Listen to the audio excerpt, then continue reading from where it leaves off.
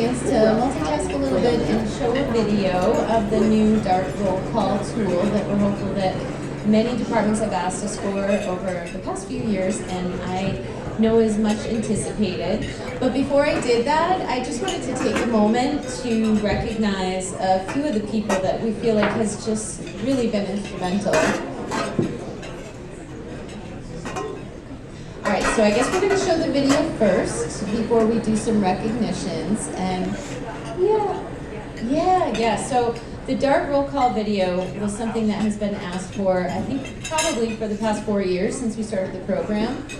And when we really tried to find a way to talk about the program in 5 minutes or under, it was sometimes challenging because the role of the police officers was shifting. It was going from outreach models where they were doing door knocks and then in some cases doing referrals. So we found that through COVID and as we got clearer on how to message within departments about what DART is and what the DART officer's role was, it became a lot easier to create this version.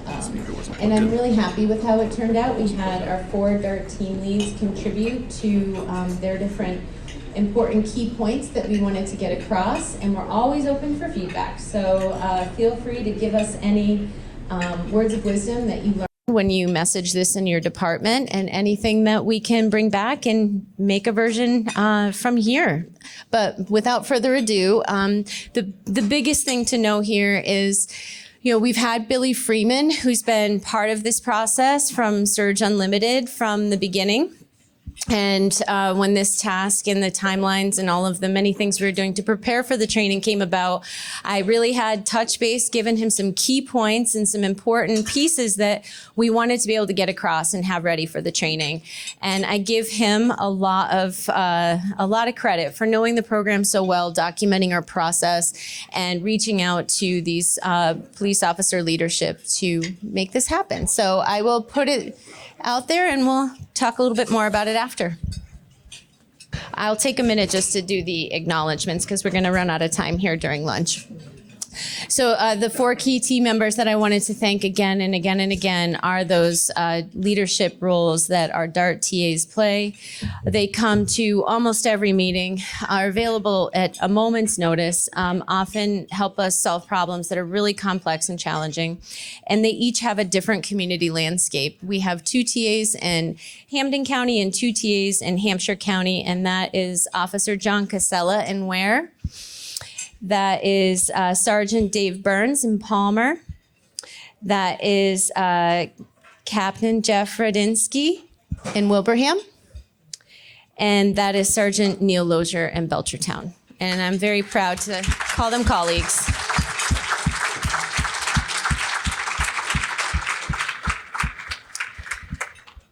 A few of the other people I really wanted to make sure we took a moment to acknowledge too was our partner and friend, Scott Formica. If you would raise your hand, Scott.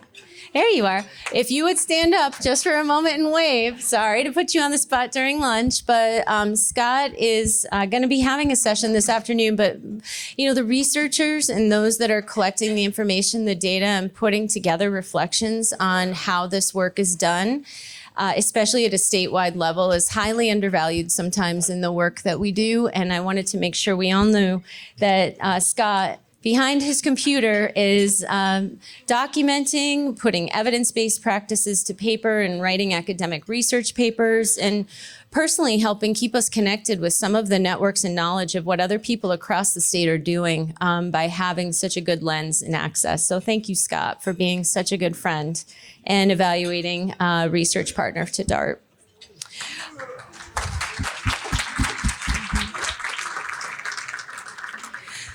Another great colleague who I'm not sure if he's actually in the room right now, is probably outside multitasking, was our friend Stephen Murray.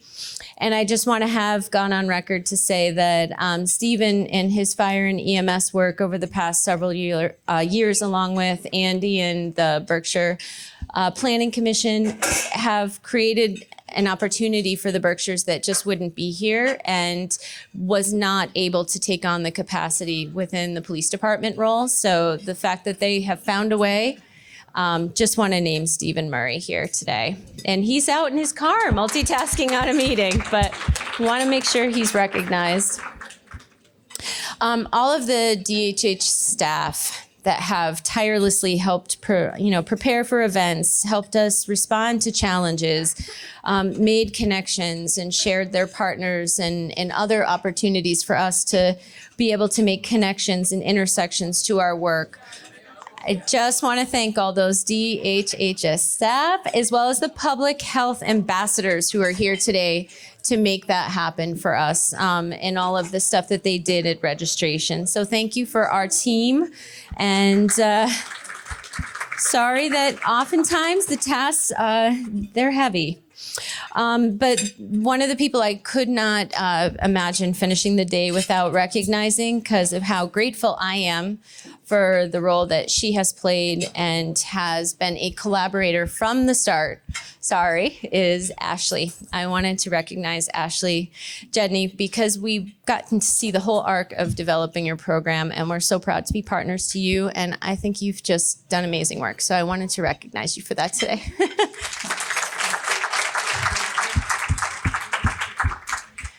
So without further ado, do we have audio? No?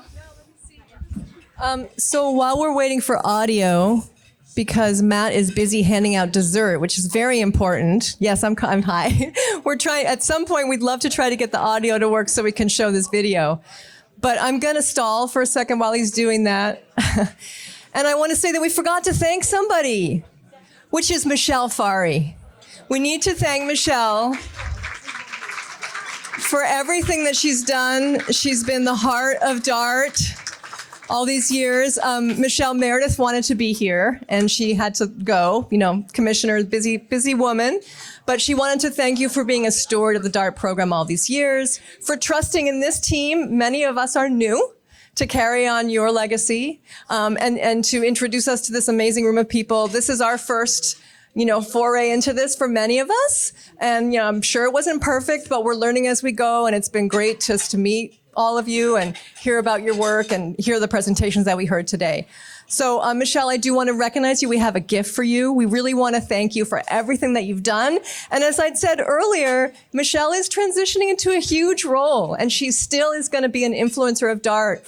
But a lot of us are really poised to take on much of her work. So this is like an opportunity to really thank and recognize her for all the amazing work that she's done over the last 5 years. So please join me in thanking Michelle. So Michelle, I'm going to make you come up here. She's mad at me now. Oh, cool. So see, great. This is perfect. So we have a few things for you, Michelle. And I hate to put you on the spot, but we really just want you to know how much we appreciate you. Oh, it's okay. Crying is okay. We like crying. Crying is fine. You heard that earlier today. Emotions are important. So Kathy, yeah. Beautiful montage of photographs. Thank you so much. She's not going anywhere. She's not going away. She's just needing to step back a little bit. So we just wanted to celebrate her today. Thank you, Michelle. So initially, when DART was first administered, it was just a few pilot towns in Hampshire County. And since then, it's grown very strong presence in Hampshire County and also into Hamden County, into the Berkshires. There was a need for alternatives to solving this problem other than just incarceration, because that obviously wasn't working. I think I'm not the first person to say this, but around that time, the sentiment was coming out that we can't arrest our way out of this problem.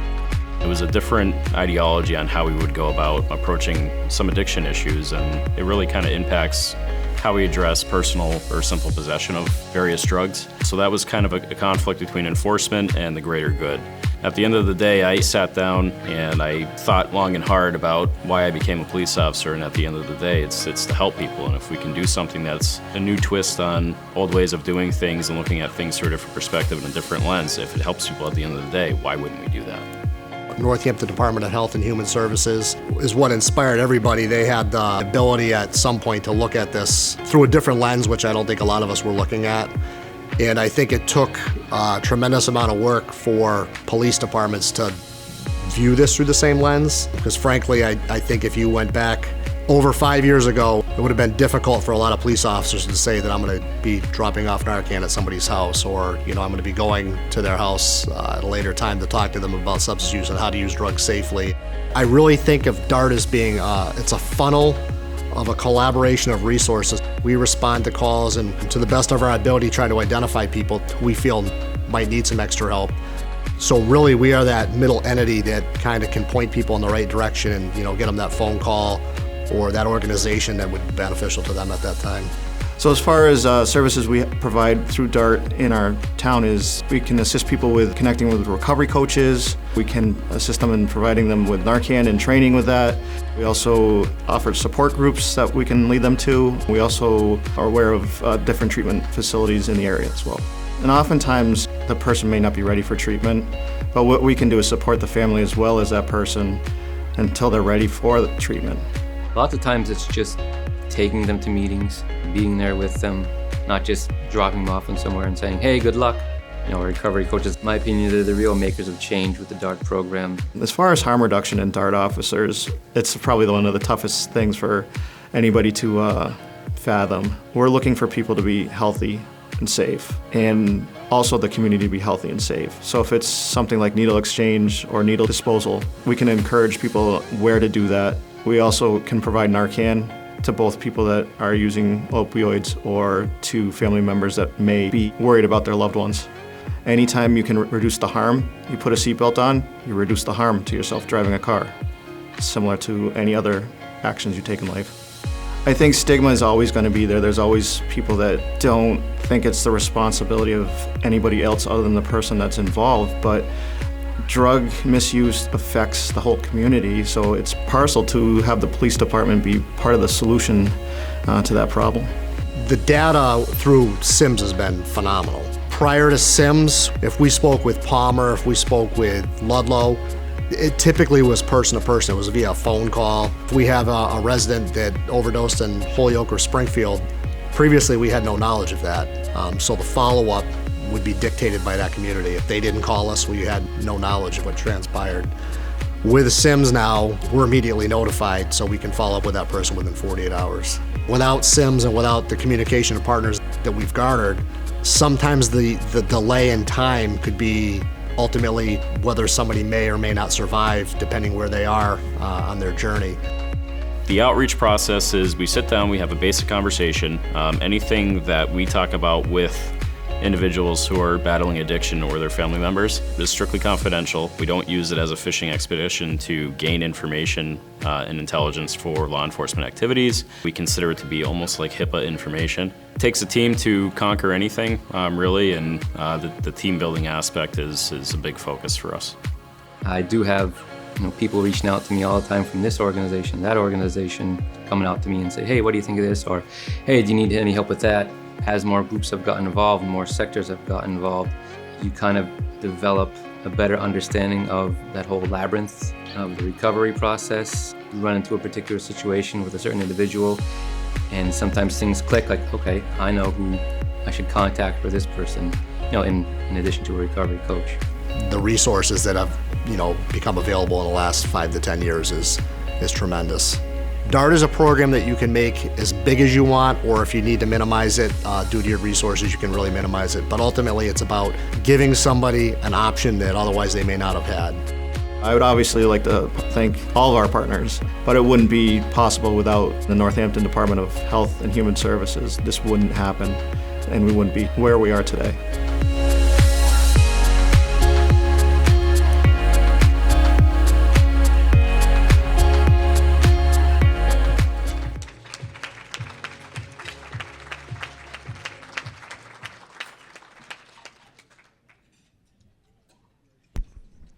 So I just want to thank everybody who helped to make that video, the DART TA ladies. You all are amazing. You have future careers now as movie stars. You're really just great in front of the camera. Billy, you're amazing. Thank you for making it happen. And this, as Michelle said, this is available for you to use at roll call in your police department. So we're hoping that it meets your needs. If it doesn't, we can fix it, but we hope you like it. So we do want to hear your input about it. And we're just excited to get it out there. It's been a long time in the making. So thank you all. Let you get back to your lunch and dessert, and then I'll let you know what the plan is for 1 o'clock in a few minutes. So thanks.